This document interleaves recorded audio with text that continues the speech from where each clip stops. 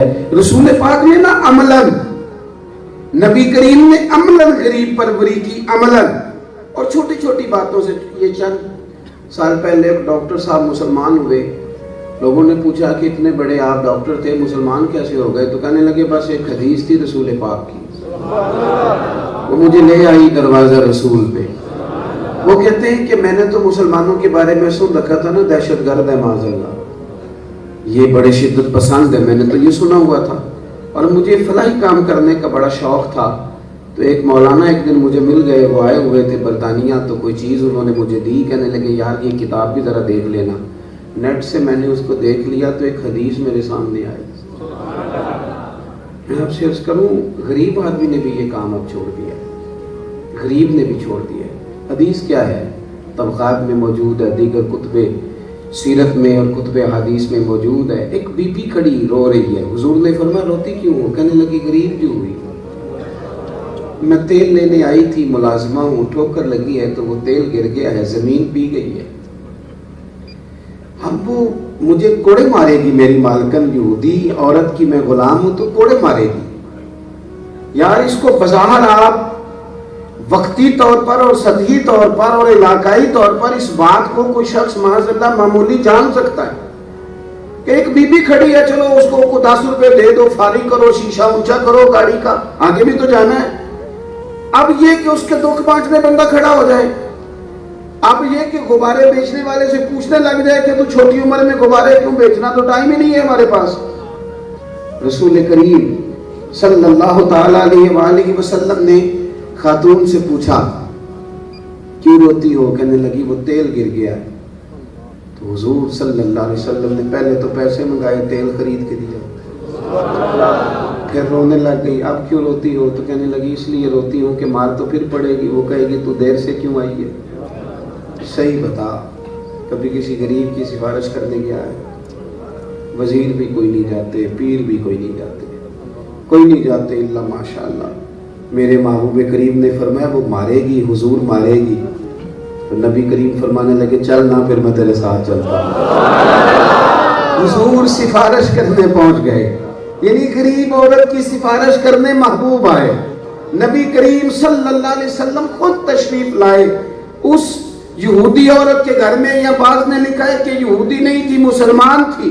حضور تشریف لائے اور دروازے پہ آ کر کے جب کہا نا کہ غریبنی سے تیل گر گیا تھا، اس کی غلطی کوئی نہیں، تو غیر مسلم ڈاکٹر صاحب کہتے ہیں کہ میں وہ حدیث پڑھتا تو کبھی اٹھتا تو کبھی بیٹھتا تو کبھی لیٹتا تو کبھی روتا تو کبھی ہنستا.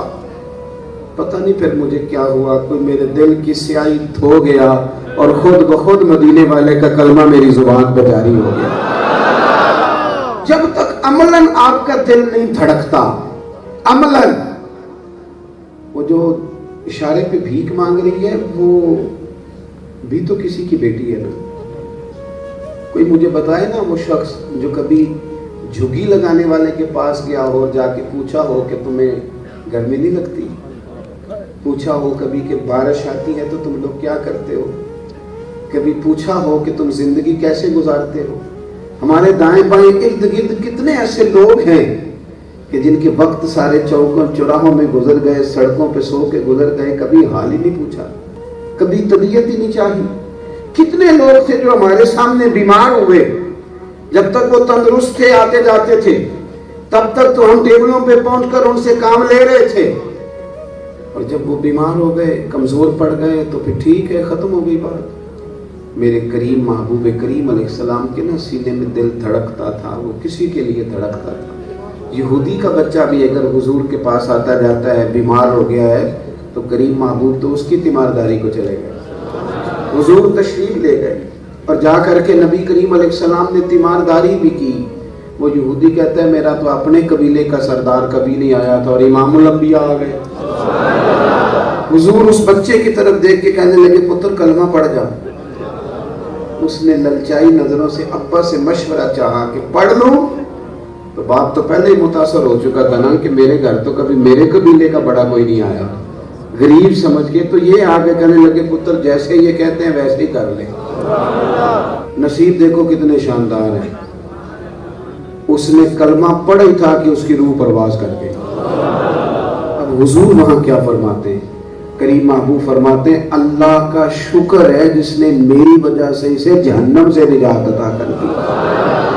آپ کا جب تک دل دھڑکتا نہیں، آپ جب تک غریب پروری کرتے نہیں، آپ جب تک نا،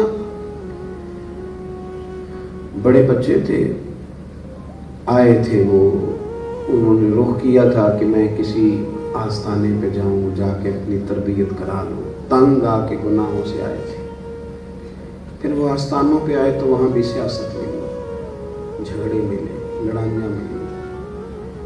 کچھ ایسے بھی تھے جو چھوڑ چھاڑ کے آئے تھے کہ میں چلتا ہوں، جا کے کسی مدرسے میں دین کی تعلیم پاتا ہوں، لیکن وہاں بھی مدرسے کی کمیٹی نے انہیں دیکھ کر کے کہا کہ تم تو یہاں کام کرنے، اینٹیں اٹھاؤ، کام کرو، اللہ ماشاءاللہ۔ وہ سہولت نہ دی گئی۔ تڑپتے ہوئے لوگوں کو، سسکتے ہوئے لوگوں کو سر چھپانے کو جگہ چاہیے تھی، لیکن ہم اپنے اخلاقی رویے اتنے کمزور کر بیٹھے، اتنے کمزور۔ ایک تو ہے نا بیمار ہے، کمزور ہے، سفارش کی لوڑ ہے، ایک وہ بندہ ہے جو گناہ گار ہے، اس کا بھی دل کرتا ہے میں نیک ہو جاؤں۔ میں اپنی ملت کے جوانوں کو جانتا ہوں، نہ بھی مسجد آئیں، نہ بھی داڑھی رکھیں، تو ان کے سینے میں دل ہے، اور وہ دل ان کا اپنا نہیں، وہ دل مدینے والے کو دیا ہوا ہے۔ روز اندر سے ضمیر کہتا ہے کہ کوئی مل جائے میرا بازو تھامے اور پکڑ کے مجھے حضور کے دروازے تک لے جائے۔ کمزوریاں ہیں، غلطیاں ہیں، کوتاہیاں ہیں، کیا کریں؟ لیکن میری طرح کے اونچے شملوں والی پگڑیوں کے لوگ، وہ جب واعظ و نصیحت کی کرسی پہ متمکن ہوتے ہیں تو وہ تو اپنے سوا کسی کو نیک جاننے کو تیار ہی نہیں ہے۔ میں بڑی ذمہ داری سے کہتا ہوں، چھوٹا آدمی ہوں، منت کر رہا ہوں کہ ہیں لوگ جو تربیت چاہتے ہیں، لیکن کوئی مسیحا ملے تو تب ہے، کوئی کندھا ملے نا جہاں سر رکھا جائے۔ کسی نے کہا تھا بڑے شوق سے سن رہا تھا زمانہ، وہ تو ہم ہی سو گئے داستان کہتے کہتے۔ ہیں خیر والے لوگ بھی ہیں، انکار نہیں، لیکن تھوڑے ہیں، کم ہیں، نایاب نہیں پر کم یاب ضرور ہے۔ بھائی ہمیں خود ایک دوسرے، وہ جو ترچھی نظروں سے ہم دیکھنے لگتے ہیں نا گناہگار کو، وہ میرے اندر لاکھوں کمزوریوں کے باوجود میں اپنے آپ سے پیار کرتا ہوں، لیکن سامنے والے کی ایک غلطی دیکھ کے میں نفرت شروع کر دیتا ہوں۔ اپنوں میں اگر سینکڑوں بھی غلطیاں ہیں تو وہ غلطیوں سمیت مجھے پیارے، اور غیروں کے اندر دو کمزوریاں وہ بھی ظاہر ہو گئی ہیں۔ اللہ نہ کرے خدا سب کے پردے رکھے ہماری ظاہر ہو جاتی تو پھر پتہ نہیں کیا ہوتا۔ ان کی ظاہر ہو گئی ہیں، اب وہ ہماری طبیعتوں کی گھن، ہمارے مزاج کی نفرت اور ہمارا پیچھے ہٹانا۔ میرے رسول کا غریبوں سے بھی پیار ہے، بیماروں سے بھی پیار ہے، اور چلے آج مجھے کیا لینے دے، حضور کا گناہگاروں سے بھی بڑا پیار ہے۔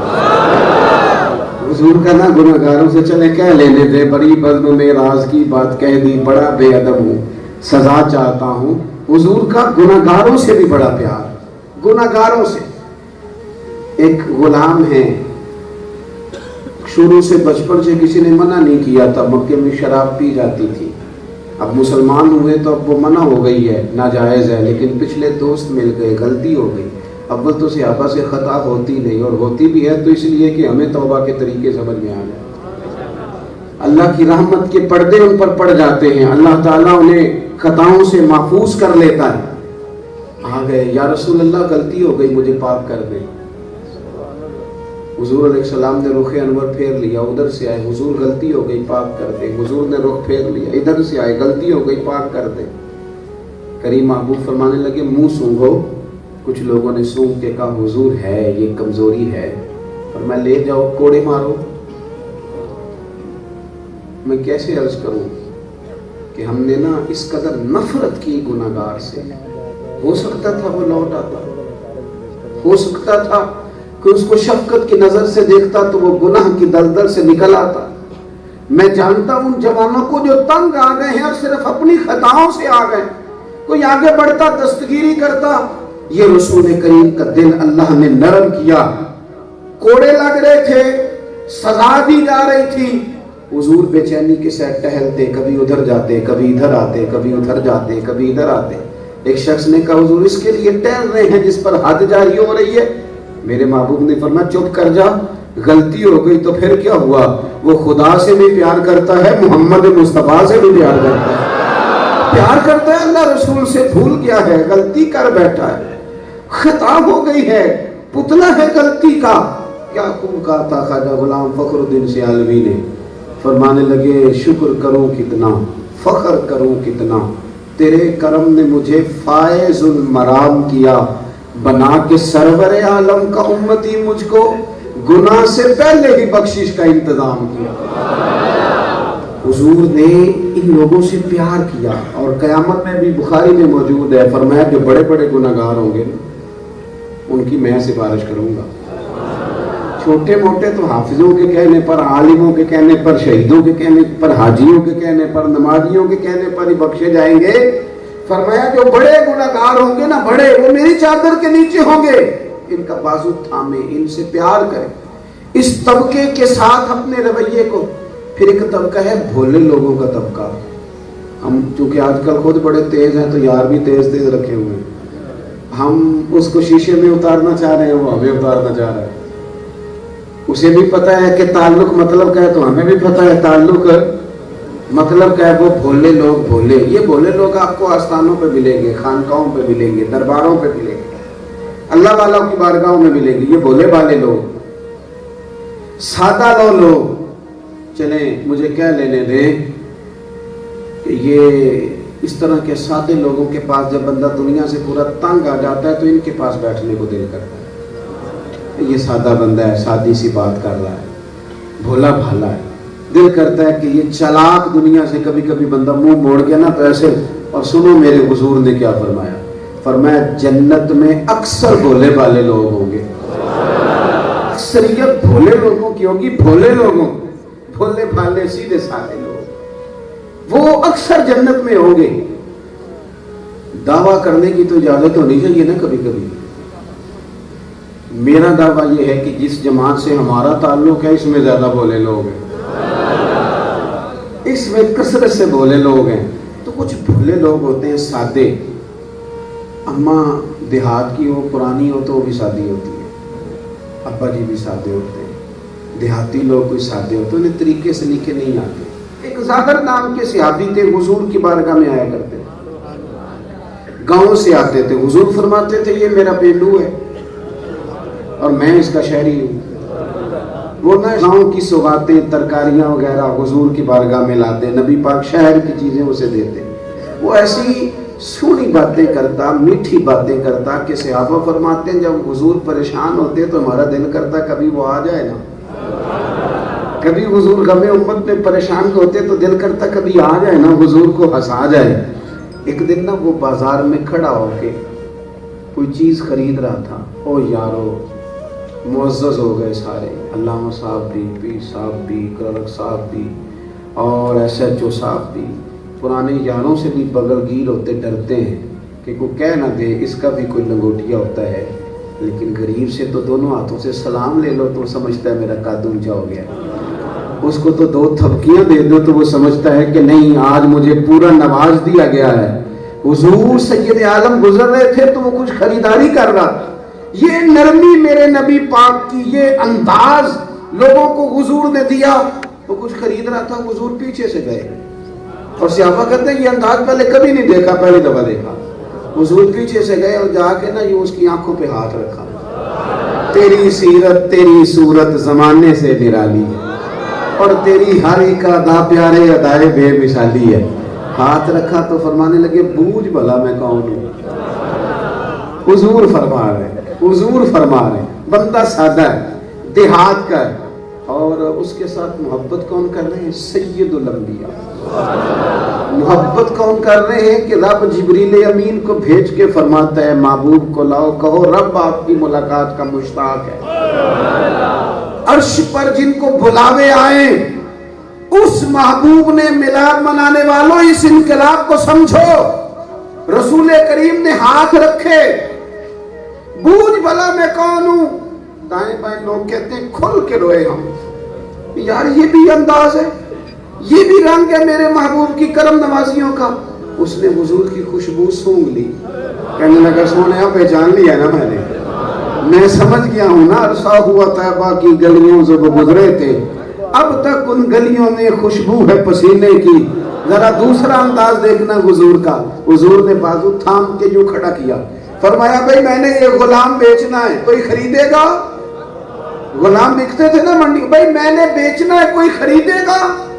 ابھی آسرا تھا، حضور نے یہ کہا تو رو پڑا، کہنے لگا سونیا جسے نام نہیں لکھنا آتا، شکل جس کی کوئی نہیں، پتہ جسے کوئی نہیں، میرا روپ بھی نہیں، میرا رنگ بھی نہیں، مینو یار منان دا ڈنگ بھی نہیں، حضور مجھے کون خریدے گا؟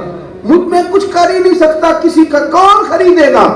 تو میرے محبوب نے فرمایا ادھر آ، رو نہ، سینے سے لگ، جسے میں بیچوں نا اس کی تو رب کی نظر میں بڑی قیمت ہوتی ہے، کہ تو وہاں بڑی قیمت ہوتی ہے، اور تو کہہ رہا ہے کہ جناب میں کسی کا، میرے رسول پاک صلی اللہ علیہ وسلم نے نا اعزاز بخشے، دنیا میں اعزاز بخشے، پیار بانٹے، محبتیں کی۔ حضور نے نا، ایک صحابی تھے حضرت عبداللہ مزنی رضی اللہ تعالیٰ، کہتے میں کلمہ پڑھ گیا تھا، چچا نے پالا تھا، ابا چھوٹی عمر میں انتقال کر گئے تھے، کلمہ پڑھ گیا تو چچا بڑا دشمن تھا، مدینے نہیں جانے دیتا تھا۔ ایک دن میں تڑپ کے اپنی ماں کے پاس گیا، میں نے کہا ماں مجھ سے رہا نہیں جاتا، میں نے حضور کی بارگاہ میں جانا۔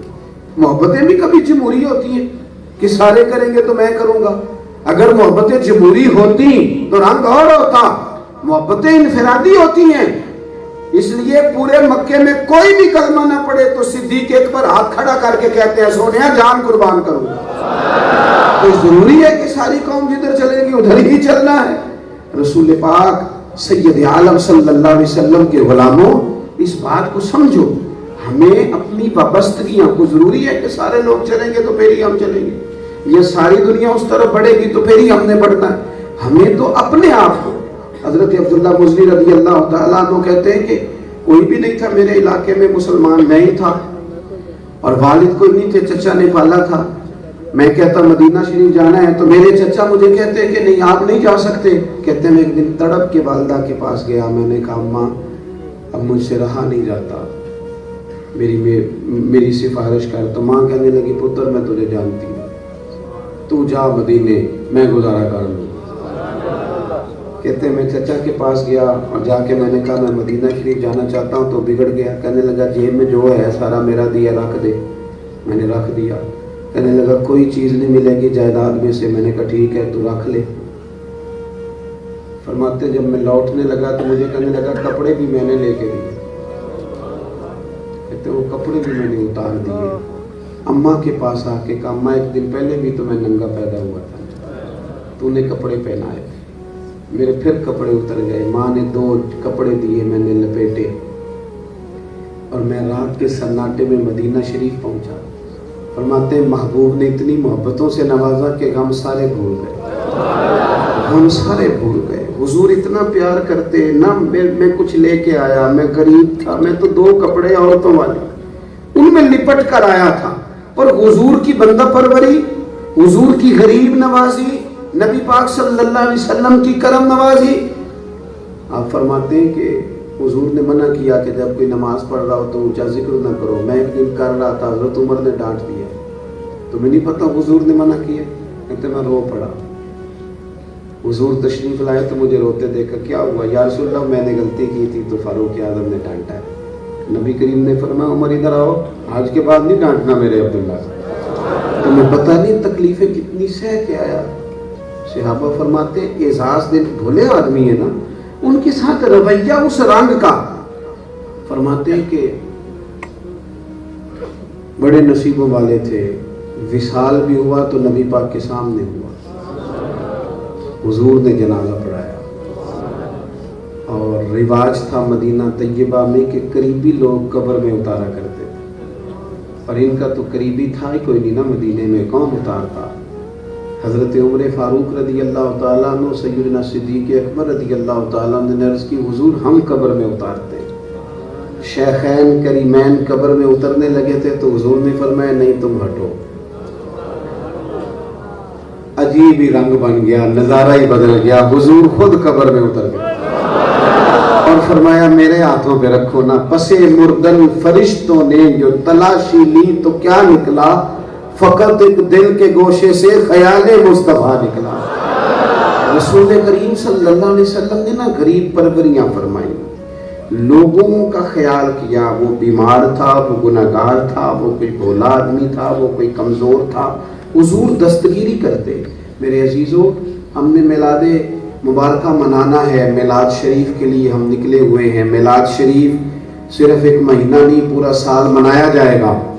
हमारे ज़िम्मे जो करने का काम है वो ये है कि थोड़ी सी ना अखलाकी रवैयों पर तवज्जो करें, थोड़ा सा एहसासात में चीज़ों को लाएं, थोड़ा सा हम तब्दीलियां। मैंने इस साल दोस्तों को एक मशवरा दिया मिलाद करने वालों को। मैंने कहा रोटी एक जैसी पकाओ मिलाद शरीफ, पीर साहब की भी वही, मुरीद साहब की भी वही, और इंशाल्लाह हमारे मशाइख, नातखां, कुर्रा ये सब खा लेंगे, कोई ऐसा मसला नहीं। मिलाद का लंगर है, बरकत वाला है, सारे खाएंगे, एक जैसा खाओ। कुछ लोग ऐसे हैं जो सब्जियां तलाश करते फिरते हैं कि रोज़ गोश्त खाते हैं, दाल पकाना हमारे लिए। और कुछ ऐसे हैं कि घर में गोश्त पक जाए तो बच्चे बोटियों से लड़ते हैं, वालिद गरीब है, इतना अफोर्ड नहीं करता। काश हम मिलाद शरीफ पे ज़्यादा गोश्त डाल के चावल पकाएं और बिठा के खिलाएं, और अमीर गरीब सबको खिलाएं। तो फिर वालिद इस तरह करे कि वो सारे चारों पांचों बच्चे साथ ही ले आए, और 3 साल वाला बच्चा जब 2-3 बोटियां खा ले, 3-4 साल का, तो अपने अब्बा से पूछे, अब्बा जी आज बड़ा गोश्त मिल रहा है, खैर है? तो वालिद उसका कहे, पुत्र आज तो राज के खा, आज मदीने वाले का मिलाद है, आज खाएंगे सारे आज। और हुजूर ने फरमाया तू गरीब को खिला, अल्लाह कयामत में तुझे जन्नत के फल खिलाएगा। तो हुजूर सैयद आलम सल्लल्लाहु अलैहि वसल्लम ना तवज्जो करते। हमें ना ये रब करीम ने कामयाबी का फार्मूला ये दिया है कि अगर तुम हुजूर के गुलाम बन जाओगे तो रब के महबूब हो जाओगे। कुल इन कुंतुम तुहिब्बून अल्लाह, ए महबूब आप इनसे फरमा दें कि अगर ये अल्लाह से मोहब्बत करना चाहते हैं तो फत्तबिऊनी, आपकी गुलामी करें, आपकी पैरवी करें। मिलेगा क्या? युहिब्बुकुमुल्लाह, अल्लाह इनसे मोहब्बत फरमाएगा। अच्छी तरह एक बात समझ लें कि हुजूर के आने के बाद, हुजूर आखिरी नबी है, रब करीम तक जाने का एक ही जरिया है और वो है ज़ाते मुस्तफ़ा सल्लल्लाहु अलैहि वसल्लम। इसके अलावा कोई और रास्ता अल्लाह तक जाने का, यही एक रास्ता है अल्लाह का महबूब बनने का। हमने बड़ी चीज़ें सीख ली हैं, हमारे यहाँ बड़ा कुछ हो रहा है। हम भी क्या कर रहे हैं कि पूरे कोर्स में एक किताब इस्लामियात की पढ़ रहे हैं। अब तो बड़ी आसानियाँ हो गई हैं, हमको बचे तो नहीं रहे। कोई जदीद अगर हमारे यहाँ चीज़ सामने आती है तो हम उसे चलाने का सलीका भी सीखते हैं, उसके साथ जीने का तरीका भी सीखते हैं, हमें पता होता है किस तरह चलना है। हमारे लिए बड़ा ज़रूरी हो गया है कि हम अपनी औलादों को सबकन हुजूर की सीरत पढ़ाएं। नबी पाक सल्लल्लाहु अलैहि वसल्लम की जो सीरत मुबारक है ना, अगर हम कौम को समझाने में कामयाब हो जाएं तो हमारे बच्चों को जीने का सलीका है, उन्हें ना ढब आ जाएगा कि ज़िंदगी असल में गुजारी कैसे जाती है। उन्हें पता चलेगा कि उसर के साथ युसर किस तरह आता है। उन्हें पता चलेगा कि मुश्किलात के रास्ते में आसानियां किस तरह सामने लाई जाती। हुजूर की सीरत का बाब, हुजूर का इल्म शरीफ, नबी पाक का इल्म शरीफ, हुजूर की तहम्मुल बुर्दबारी, नबी पाक का हौसला, हुजूर का अंदाज़े तशक्कुर, नबी पाक का अंदाज़े इबादत, रसूल पाक अलैहिस्सलाम का अंदाज़े तालीम व ताल्लुम, रसूल कायनात सरवर दो आलम सल्लल्लाहु अलैहि वसल्लम का अपने घर के अंदर का माहौल, हुजूर का अपने अहले खाना के साथ रवैया, अगर इसको हम सबकन पढ़ लें, कायनात में की तो जिंदगी है जिसे सबकन पढ़ना चाहिए, और जिसे पढ़ते जाएंगे तो दरवाजे करम के खुलते जाएंगे। हुजूर की सीरत को पढ़े, सवाने को पढ़े। नबी पाक सल्लल्लाहु अलैहि वसल्लम ने ना जो हमें कीमती मोती अता किए हैं, जीने के उन मोतियों पर गौर करें। अब जिस जगह पे लाके हमें खड़ा कर दिया गया है ना, हर आदमी फॉलोअर बढ़ाने के चक्कर में है, और क्या क्या रूप धार के लोग मैदान में उतर गए, क्या क्या अंदाज लोगों ने इख्तियार कर लिए हैं। कोई कहता है मैं मोटिवेशनल स्पीकर हूँ, कोई कहता है मैं इनकलाबी बात करता हूँ, कोई कहता है मैं उस तरफ आपको लेके जा रहा हूँ, कोई सूफियाना अंदाज में लोगों को जहालत का सबक पढ़ा रहा है।